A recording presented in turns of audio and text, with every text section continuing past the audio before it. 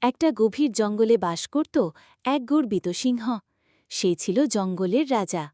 একদিন সে গাছের নিচে বিশ্রাম নিচ্ছিল।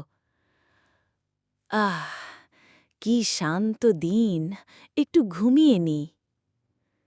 এই গাছের নিচে খেলা করার জায়গা একদম দারুণ। ওই, আমি কোথায় চলে এলাম? কে কে আমার ঘুম ভাঙালো? ও সিংহরাজা, দয়া করে রাগ করবেন না। আমি খেলার সময় আপনার গায়ে উঠে গিয়েছিলাম।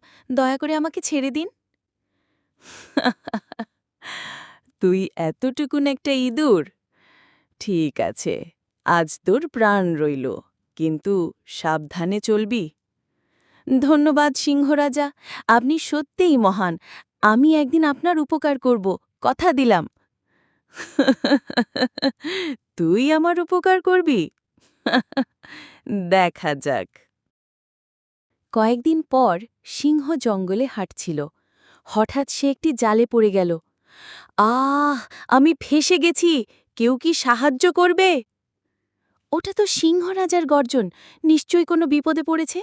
আমি দেখতে যাই। ইঁদুর, তুমি প্লিজ আমাকে এখান থেকে বের করো।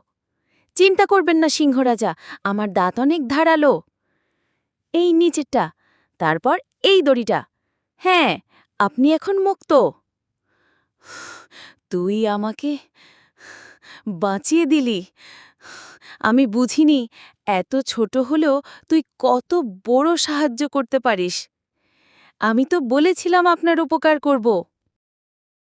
সেই দিন থেকে সিংহ আর ইঁদুর হল সেরা বন্ধু।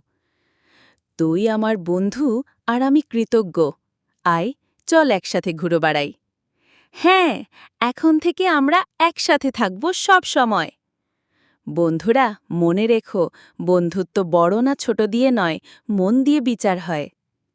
শেষ।